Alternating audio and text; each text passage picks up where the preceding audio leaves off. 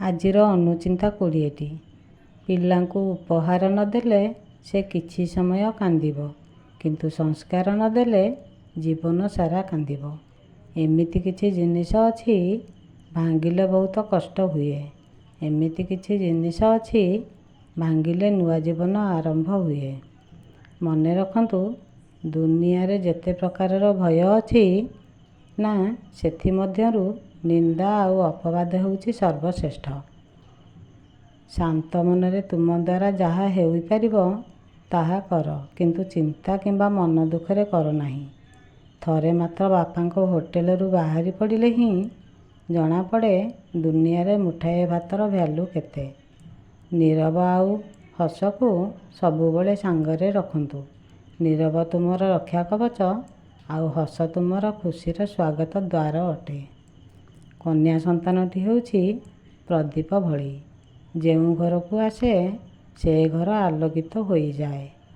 ହସ ଦୁଃଖ ଭୁଲାଇବା ପାଇଁ ଯଥେଷ୍ଟ। ଏ ଦୁନିଆରେ କେହି କାହାର ନିଜର ନୁହେଁ।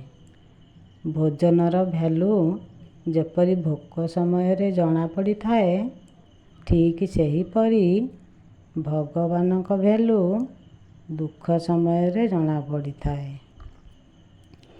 ଲୁହ ହିଁ ଜଣାଇଥାଏ ତୁମ ଯନ୍ତ୍ରଣାର ଗଭୀରତା କେତେ। ଗର୍ବ ହିଁ ଜଣାଇଥାଏ ତୁମ ପାଖରେ ଧନ କେତେ। ବ୍ୟବହାର ହିଁ ଜଣାଇଥାଏ ତୁମ ପରିବାରର ସଂସ୍କାର କେତେ। ସଫଳତା ହିଁ ଜଣାଇଥାଏ ତୁମ ଚେଷ୍ଟା ଶକ୍ତିର ସୀମା କେତେ। ଧୈର୍ଯ୍ୟ ହିଁ ଜଣାଇଥାଏ ତୁମ ଅପେକ୍ଷାର ସମୟ ସୀମା କେତେ। ଭୟ ହିଁ ଜଣାଇଥାଏ ତୁମ ଭଲ ପାଇବାର ଗଭୀରତା କେତେ। ଗୀତାରେ ଭଗବାନ ଶ୍ରୀକୃଷ୍ଣ କହିଛନ୍ତି, ମୁଁ କାହାର ଭାଗ୍ୟ ତିଆରି କରେ ନାହିଁ, ମଣିଷ ନିଜେ ନିଜର ଭାଗ୍ୟ ତିଆରି କରିଥାଏ। ତୁମେ ଆଜି ଯାହା କରୁଛ, ତାହାର ଫଳ ତୁମକୁ କାଲି ପ୍ରାପ୍ତ ହେବ। ଏବଂ ଆଜି ଯାହା ତୁମର ଭାଗ୍ୟରେ ଅଛି, ତାହା ପୂର୍ବରୁ କରାଯାଇଥିବା କର୍ମର ଫଳ।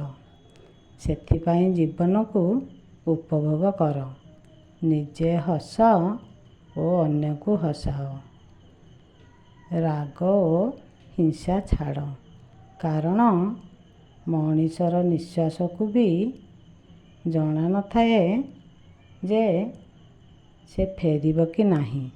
ଯଦି ମୋ ଭିଡ଼ିଓଟି ଆପଣମାନଙ୍କୁ ଭଲ ଲାଗୁଥାଏ, ତେବେ ଲାଇକ୍, ସେୟାର ଆଉ ସବସ୍କ୍ରାଇବ୍ଟେ କରିଦେବେ। ଜୟ ଜଗନ୍ନାଥ।